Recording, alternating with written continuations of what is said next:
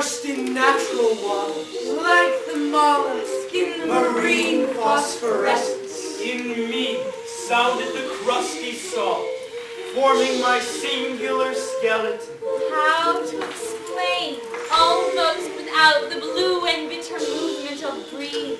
One by one The waves repeat what I sensed and trembled until the salt and the spray formed me, the scorn and desire of a wave. the green river, which at its most secret Set up a tower of transparency, the secret stain, and soon I felt myself beating with it, my voice growing with the water. Bodies I had in mind, and how they can change to assume new shapes. I asked the help of the gods who know the trick. Inspire me now! Change me, let me know, let me glimpse the secret and sing. I am the breeze breathed at sea. I am the wave woven of ocean. I am the soft sound of spume. I am the bull of the seven backs. I am the cormorant upon the cliff. I am the spear of the sun striking. I am the rose of the fairest rose. Who heralds the moon's marches? Who leads the sun to its lair? I am the word. I am the eye. I'll tell you a tale. Yes, tell us a tale to tell of a captain who was also a king. Hard by the lake of her tears, a woman announces the words of God in a small temple. She is the one who King Seat, son of the morning star. wishes to consult in order to bring peace to his country. I must go down to the seas again, to the lonely sea and the sky, and all I ask is a tall ship and a star to steer her by, and the wheels kick and the wind song, and the white sails shake, and a gray mist on the sea's face, and a gray dawn breaking. He proclaims his purpose to sail across the great sea. Bound for the distant oracle, but his queen, Alcyone, daughter of Aeolus. Aeolus, the lord of the wind. cannot bear the idea of separation. Deeply in love with him, Alcyone wishes to keep her husband home. I wanted this morning to bring you a gift of roses, but I took so many in my wide belt.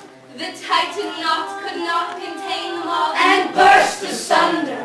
The roses, taking wing in the wind, were all blown out to sea, following the water, never to return. the waves were red with them as if aflame. This evening my dress bears them perfume still. You may take from it now, their fragrant souvenir. King Cephas is determined to make the voyage. But Queen Alcyone has her premonitions and begs him to change his mind. Try to chill to her marrow and ashes. She begs her beloved husband To stay home. Her sobs and tears make it hard to follow the words she gasps And chokes off. Her meaning, however, is perfectly clear. As a girl, I watched my father's winds come home exhausted and spent, and I learned to fear them then. The wind is a horse. Hear how he runs through the sea, Through the sky he wants to take you. Listen how he rolls the world to take you far away. Let the wind rush round with foam. Let it call to me and seek me, galloping in the shadow. Alcyone is petrified, For if he died at sea, My life would be over. and she would be cursed with every reluctant breath she drew as she waited to rejoin him. I want you to know one thing. You know how this is. If I look at the crystal moon at the red branch of a slow autumn at my window. If I touch near the fire the impalpable ash, or the wrinkled body of a log, everything carries me to you, as if everything that exists, Aromas, like metals, or little boats that sail toward those isles of yours that wait for me. Alcyone allows herself to be soothed. And consents at last to his going. King Ceyx boards his ship and gives the sign, and the oarsmen pull with a will, Sweeping the long bright oars which flash in the sun. and churn the sea in their rhythmic strokes, The vessel clears the harbor and catches the freshening wind. which sets the rigging to singing and slapping against the spars. At home, meanwhile, Alcyone counts The days and nights of her husband's long voyage. 1, 2, 3, 7, 9, 20. Tonight I can write the saddest line. Saddest line. Saddest line. Write, for example, the night is shattered and the blue stars shiver in the distance. To think that I do not have him. To feel that I have lost him. To hear The immense night still more immense. without him. What does it matter? That my love could not keep him. The night is shattered. And he is not with me. At sea, Ceyx has reached a point of no return, With as much blue water astern as remains ahead. Again, boundless light on the sea, spilling from the pictures of the sky. Light quickening on the ocean expanse, like a skirmish of knives, and light of warm salt. Light from the sky, towering like a lighthouse. But as The sun is sinking in the west. The water everywhere blue until now. begins to be flecked with the white-capped waves sailors dislike. Poseidon and his henchmen have arrived. Reef the sail, sail the water, secure the spars. Waves crash over the bows like enormous Billy's green catastrophes. There all mountains come to life. That are turned spiteful as they hammer an insignificant boat. The ship lurches Careens suddenly downward as if to fall. into Acheron's pit. but time After time it rights itself, and the water punishes it each time For its impudence in surviving, the timbers creak and and shudder shudder under the battering blows of the crazed sea. Alcyone, my treasure! Ceyx prays to the gods that his body may wash ashore at her feet, where she would be waiting for him. The mast shudders and cracks, breaks away, and is washed overboard. Then comes at last the monster wave, Poseidon, a mountain of water. he towers and falls, overwhelming the tiny, broken vessel, and plunges it Down to the bottom. Alcyone! Diver, go down, down through the green inverted dawn, To the dark, unseen, to the never day, the undernight stars and steep, deep beneath deep. diver fall, and falling fight your weed dense way, Until you crawl. until you touch we're waterland. Aphrodite, Goddess of love, herself born of the sea, is deeply troubled by the captain's piteous, hopeless prayer. She sent her messenger Iris, the rainbow, to the house of sleep, to arrange a nighttime visitation that might show outside the sorry truth. Iris puts on her rainbow cloak and glitters across the sky to the misty place. Where the Lord of Dreams presides. Into this strange and breathless place, Iris intrudes, brushing aside the fence, wishing brilliant garments, light as she moves. ever so long. Alcyone has moved her constant vigil to the shore, where she now sleeps fitfully in her dream. Morpheus, the god of dreams, Darts through the gloom on noiseless wings. in the exact resemblance of King Ceres, To his sleeping wife to alert her. to console her. Sir, you seem a seafaring man. Can you tell me, where is my husband Ceres? Have you seen him on the sea? Sir! Do you not know me? Has death undone me so? No! Look at me.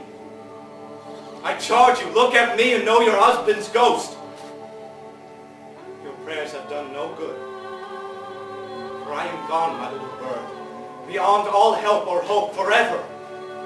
Do not allow my spirit to go down unlamented to the land of uncaring shadows.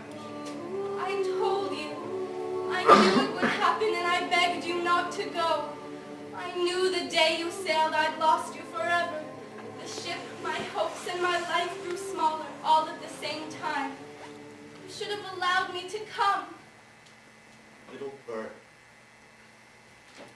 She reached out her arms to try to hold him, to embrace him one last time, but her arms enfolded Only agonizing, empty air. I drown now in the air, and wrecked here on the land where the currents are just as cold and cruel. and her words dissolved into the pure vows of keening from the depths of her hurt heart, which continued all night long. Morning dawns, as the grieving Alcyone still searches for her drowned, dreamed husband along the shore. Where last they kissed before his boat disappeared on the horizon. Her eyes brimmed with tears that she rubs away with instinctive fists, before seeing something afloat. A creature swimming, an animal. It drifts onto shore, and she startles. Alas, poor sailor, for your wife and children. The gods are not altogether unkind. Some prayers are answered. She begins to run to him, but as she runs crying, A strange thing happens. By the time she reaches him, she transforms into a bird. she tries to kiss him with her bill. And by some trick of the ocean's heaving, It seems that his head reaches up to hers in response. You ask, how could he have felt her kiss? But better asking, how could the gods not have felt it? Seen this, And not have compassion. for the dead body was changing, restored to life and renewed as another seabird. the mate whose loss Alcyone mourned. Today, this day was a brimming cup. Today, this day, was the immense wave. Today it was all the earth. Today, the stormy sea lifted us in a kiss so high. That we trembled in a Lightning flash, Between them a new door opened. and something infinite was waiting there. Together, they still fly Just over the water surface, and mate. and rear their young. And for 7 days each winter, Alcyone broods on her nest that floats on the gentle water. For eel is her father, then keeps the wind short rein. and every year gives 7 days of calm upon the ocean. The days we call the halcyon days.